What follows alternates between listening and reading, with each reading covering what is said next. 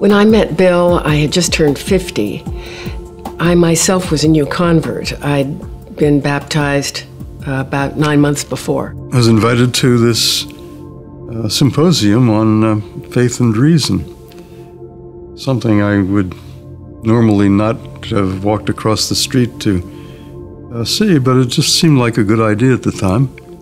Shortly thereafter, during a break, this lovely woman came by and sat down next to me. I had the presence of mind to look at her name tag and see that she was an editor of a magazine that I knew well. Well, it's a conservative magazine, and I thought, that doesn't compute. Harvard professor, conservative magazine. So I said, you must be strange. And that led to a lively conversation.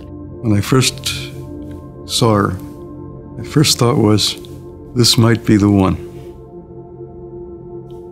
So I composed a letter, recognizing that she being an editor, I'd better make it good, proposing that perhaps we might have dinner, and so we did.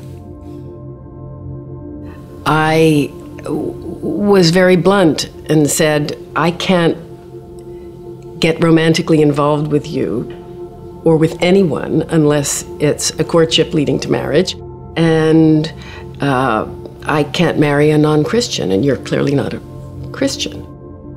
I thought I was a Christian, and Claudia said, well, actually, no, you're not. So that gave us a lot to talk about. Claudia was very skillful about sharing the gospel. She wouldn't say, look, dummy, here's the gospel. Just sit down and be quiet. It wove itself into our conversation. I assumed I must be seeming extremely clumsy and blunt and abrupt, and that this would be a big turnoff and he'd disappear. But he didn't. There was a turning point that I remember when we were talking about sin.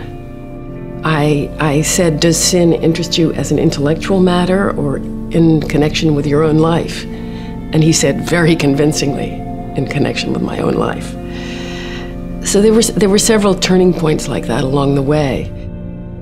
I had had the opportunity to come to Claudia's church for the first time, and I saw something there I'd never seen before. There was a large congregation full of people that plainly, clearly knew and loved each other. This ultimately resulted in an opportunity to meet with the pastor, who quite understandably wanted to know just what it was that I was doing with his congregant. I explained that we disagreed about whether I was a Christian. The pastor listened patiently and finally said, well, I regret to inform you that Claudia's right, you're not a Christian. To which I replied, well, okay, what do I do about that? And all of a sudden, a lot of what Claudia was saying fell into place. So I ultimately was baptized and joined the church.